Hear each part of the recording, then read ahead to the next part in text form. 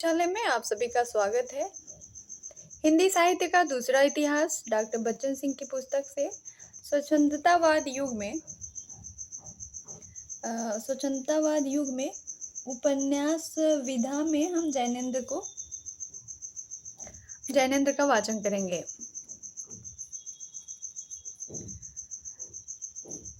जैनेन्द्र का हिंदी साहित्य के औपन्यासिक क्षेत्र में आना एक घटना है। उनके साथ ही उपन्यास अपनी क्रमागत परंपरा से विच्छिन्न हो जाता है। यह सर्वथा एक नई दिशा की ओर मुड़ जाता है। यह दिशा आधुनिकतावाद की दिशा है। वे हिंदी के पहले आधुनिकतावादी कथाकार हैं। उनके पूर्ववर्ती समकालीन उपन्यास विशिष्ट सामाजिक संस्था थे। कोई यथार्थवादी था तो कोई आदर्शवादी। उनमें घटनाओं, आंदोलनों, सामाजिक विकृतियों की प्रमुखता थी। कथानक, चरित्र, देशकाल, वर्णन, कहन आदि की दृष्टि से वे एक रूप थे। जैनेन्द्र के उपन्यास का एस्थेटिक्स बदल दिया। जैनेन्द्र ने उपन्यास का एस्थेटिक्स बदल दिया। उपन्यास में स्वयं से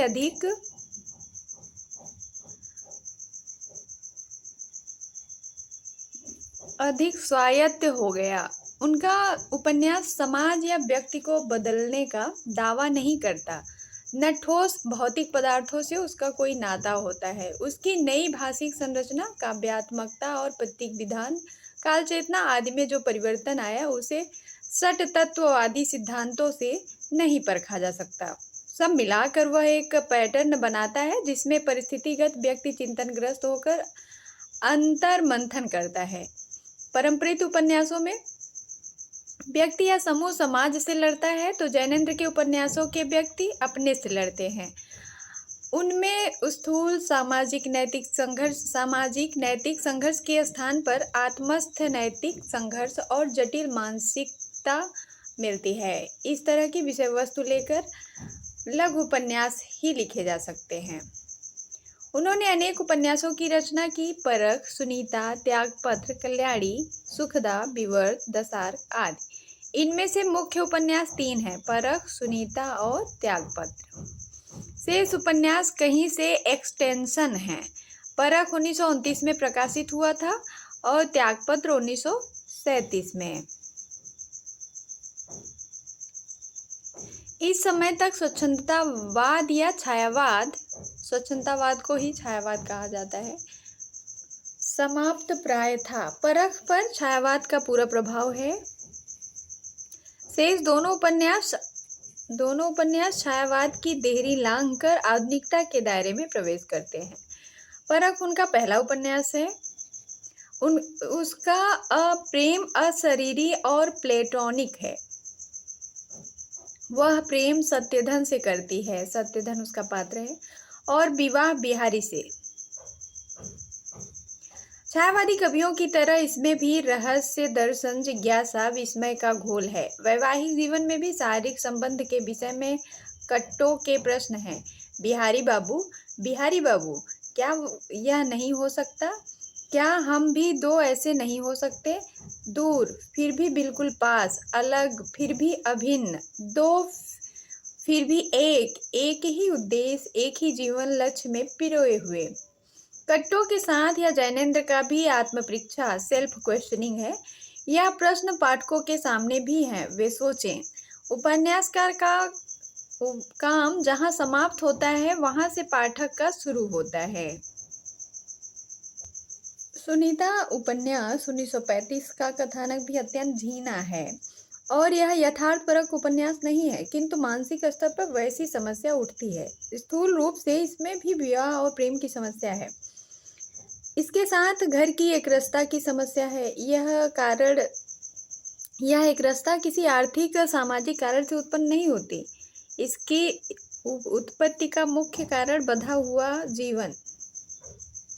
तालाब के जल को जब निकास नहीं मिलता तब उसमें सड़ांध आ जाती है। विवाह एक सामाजिक व्यवस्था है जिसका अर्थ खो गया है, या फिर उसे वह अर्थ कभी नहीं मिला जिसे समाज ने दिया। श्रीकांत और सुनीता का दाम्पत्य जीवन सुखी पर नीरस है। वह तालाब के जल की तरह शांत है। कहीं से भी न आंदोलित होता है न उसमें लहर उठती है। हरिप्रसन्न को घर में प्रवेश कराकर श्रीकांत विवाह के तालाब को आंदोलित करता है, उसकी एक रास्ता तोड़ता है, पर इससे घर टूटने की समस्या खड़ी होती है। इस समस्या को शरत ने भी उठाया है और रवि बाबू ने अपने ढंग से शरत सतीत्व और एकनिष्ठ प्रेम को एक नहीं मानते। सतीत्व संबंधी मान्यताओं को लेकर बराबर मतभेद रहा है। सतीत्व शरीरनिष्ठ है, प्रेम हृदयनिष्ठ। रवि बाबू का घर बाहर स्त्री को पति की निगरानी से मुक्त करने की दृष्टि से लिखा गया है। रवि बाबू के घर बाहर में यदि बाहर का व्यक्ति चला न जाता तो घर टूट जाता, किंतु जैनेन्द्र ने न घर को तोड़ा है और न बाहर को।